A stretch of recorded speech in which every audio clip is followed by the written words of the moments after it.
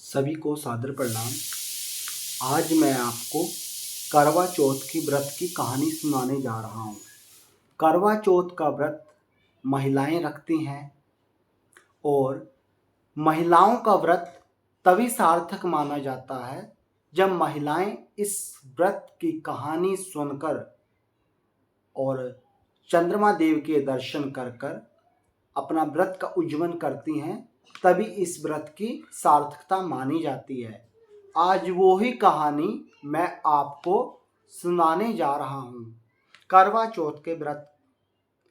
कार्तिक कृष्ण पक्ष की चतुर्थी को करवा चौथ कहते हैं। इसमें गणेश जी का पूजन करके उन्हें पूजन दान से प्रसन्न किया जाता है। इसका विधान चैत्र की चतुर्थी में लिख दिया है, परंतु विशेषता यह है कि इसमें गेहूं का करवा भर के पूजन किया जाता है और विवाहित लड़कियों के यहाँ चीनी के करवे भेजे जाते हैं। जो चीनी होती है, खांड होती है, उसके करवे विवाहित लड़कियों के यहाँ पर भेजे जाते हैं तथा इसमें निम्नलिखित कहानी सुनकर चंद्रोदय में अर्घ्य देकर व्रत खोला जाता है। जैसे मैंने बताया आपको कि चंद्रमा देव को अर्घ्य देकर और ये कहानी सुनकर ही व्रत का उज्जीवन किया जाता है, व्रत खोला जाता है। अब मैं इसकी कहानी शुरू करने जा रहा हूँ। एक साहूकार के 7 लड़के और 1 लड़की थी।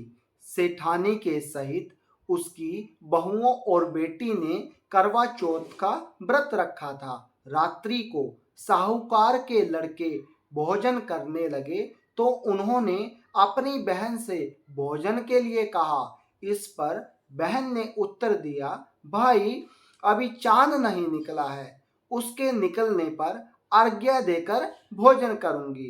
बहन की बात सुनकर भाइयों ने नगर से बाहर जाकर अग्नि जला दी और छलनी ले जाकर उसमें से प्रकाश दिखाते हुए उन्होंने बहन से कहा, बहन चांद निकल आया है, अर्घ्य देकर भोजन जीम लो। यह सुन उसने अपनी भाभियों से कहा, आओ भाभियों, तुम भी चंद्रमा को अर्घ्य दे लो। परंतु वे उसकी जो भाभी थी वे सब इस कांड को जानती थी। उन्होंने कहा, भाई जी अभी चांद नहीं निकला है, तेरे भाई तेरे से धोखा करते हुए अग्नि का प्रकाश छलनी से दिखा रहे हैं। भाभियों की बात सुनकर भी उसने कुछ ध्यान न दिया। वह भाइयों द्वारा दिखाए प्रकाश को ही अर्घ्य देकर भोजन कर लिया। इस प्रकार व्रत भंग करने से गणेश जी अप्रसन्न हो गए। इसके बाद उसका पति सख्त बीमार हो गया और जो कुछ घर में था उसकी बीमारी में लग गया। जब उसे अपने किए हुए दोषों का पता लगा तो उसने पश्चाताप किया और गणेश जी की प्रार्थना करते हुए विधि से पुनः चतुर्थी का व्रत करना आरंभ कर दिया। श्रद्धानुसार सबका आदर करते हुए सबसे आशीर्वाद ग्रहण करने में मन को लगा दिया। इस प्रकार उसके श्रद्धा भक्ति सहित कर्म को देखकर भगवान गणेश उस पर प्रसन्न हो गए और पति को जीवन दान देकर उसे आरोग्य करने के पश्चात धन संपत्ति से युक्त कर दिया। इस प्रकार से जो कोई छल कपट को त्याग कर श्रद्धा भक्ति से चतुर्थी का व्रत करेंगे वे सब प्रकार से सुखी होते हुए क्लेशों से मुक्त हो जाएंगे।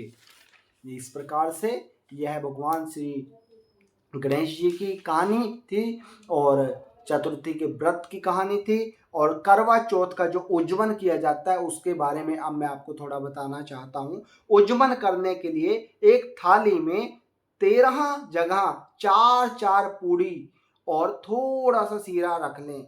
उसके ऊपर एक साड़ी, ब्लाउज और श्रद्धा अनुसार पैसे रख लें। उस थाली के चारों ओर रोली चावल से हाथ फेरकर अपनी सासू जी के पांव छूकर उन्हें विदा करें। इस प्रकार से करवा चौथ का व्रत का उज्जीवन किया जाता है। जय श्री राम।